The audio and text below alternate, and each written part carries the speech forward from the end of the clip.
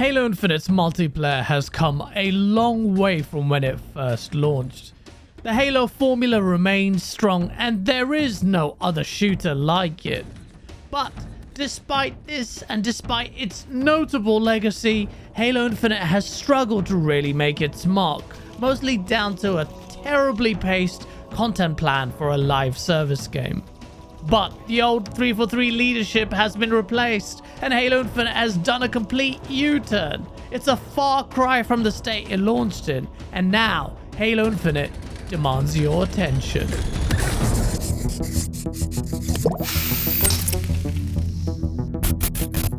The biggest problem Halo Infinite suffered from was content. It launched with barely any of it and far less than even its predecessors. 343 took way too long to get this sorted, but now Halo Infinite is a whole different ballgame with an abundance of game modes, tons of maps, whole slew of player customizations and even changes to the netcode. 343 is finally treating Halo Infinite with the respect it deserves.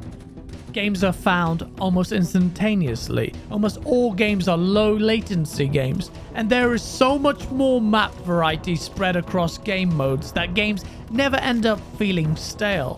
Player progression is improved, as well as the choices to switch between battle passes. Halo Infinite now has all the right hooks to get players invested into it effortlessly. There is something for everyone here.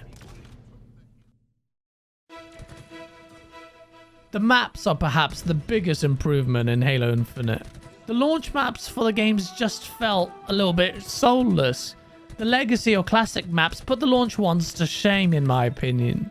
I feel that developers were too obsessed with symmetry or perhaps focused on competitive play over fun gameplay design. Now you have an abundance of maps, from remakes of classic maps to new high quality Forge maps. It's astounding just how good the quality of Forge maps or player-made maps are. They are often indistinguishable from 343's own maps. Imagine if Halo Infinite launched with Forge right out of the gate. The new 8v8 squad battle playlist is an absolute joy to play. It mixes up the best parts of big team battle and arena and gets the spirit of Halo right, with vehicles and gunplay. The new maps are also brilliant, from Gaia to Timberland Evolved and Refuge, which is a remake of the classic Halo 2 map called Headlong. Playing on this game mode reminds you of just how unique and dynamic Halo's multiplayer games are. 343 really should work towards supporting this game mode more with more maps, because they have seemed to struck the right formula of fun and competitive play. Halo is a lot more skill-based than your standard shooter, thanks to its high time to kill. But that might put off some of you that just want a more relaxed affair instead of hunting down your kills. This is where Husky Raid comes in. This is basically capture the flag, but with the weapons and player abilities turned up to the max, so that what you really get is just fast-paced chaos.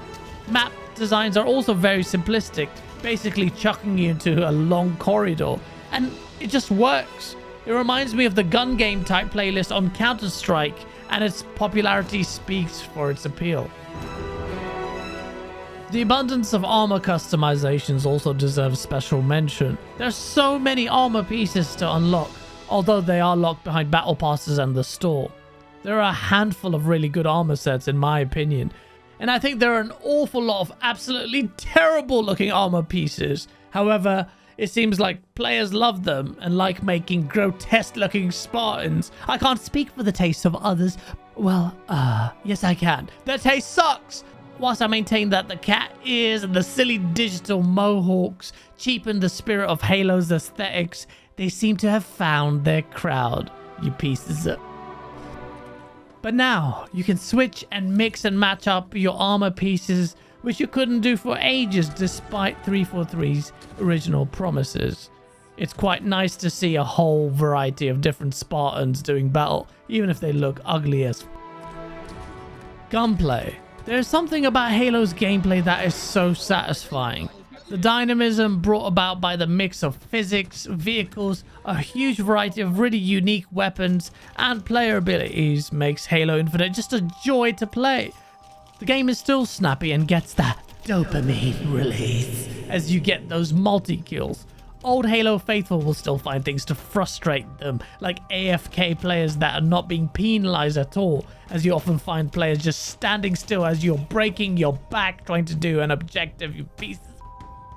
But that's just a me problem, I think. No, it's an everyone's problem. 343 needs to fix that stuff. And the bots replacing them are just even more useless, just funneling kills to the enemy team. Also, a battle rifle start in more playlists would be a bit nice, yeah? The custom games browser lets you find all kinds of crazy custom game modes such as parkour levels, races. If you haven't had the chance to try a full custom game with all the values like gravity or speed completely turned up or turned down, you're really missing out. Halo is the most fun when you're playing with your friends. I can also confirm it's a lot less painful than being stuck with a terrible random player on your team that makes you want to smash your face in through a desk. 343 have even added a firefight mode for some PvE action, so 4 of you can face off against hordes of enemies. Players can create their own firefight scenarios if they wish on levels of their own designs. The sheer abundance of options and versatility of Forge is incredible. How many games give you all these options? The answer is not many. I think what Halo Infinite is really missing out on though is a game mode like Warzone, which was a great game mode found in Halo 5. Halo has always been about large-scale battles, and I hope the next Halo game really does explore taking this to a whole new level. But Halo Infinite is back where it needs to be as far as quality and content is concerned. Some of you know that I've been one of the more vocal critics of Halo Infinite and how it's been handled from my past coverage on Game On Daily. Halo has made excellent strides with the new leadership at hand, but is it a little too late? It seems like it. If you look at Steam player numbers, they are still woefully low, barely even cracking 10,000 players. Sure, a lot of Halo faithful will be on consoles and not Steam, but still goes to show just how important it is to launch and support your live service game right out of the gate properly. Despite how good Halo Infinite is now, I do wonder about the future of Halo. So much work is clearly being done to Halo Infinite, in a very similar manner as well to what Pierre Hintze and his team did with the Master Chief Collection. Incidentally, the Master Chief Collection consistently enjoys higher player numbers than Halo Infinite. I think Halo still needs to evolve even further, which I'm sure is a statement that will be met with much derision. The Halo DNA is great, but also ripe for evolution. But I fear that the Halo faithful will be the franchise's biggest enemy. There are people still vehemently against the ability to sprint being added to the game. I will discuss what I think Halo needs to do in the future in a different video, but right now, you owe it to yourself to play Halo Infinite. If you enjoyed this video, please like, share, and subscribe, and I'll see you very soon.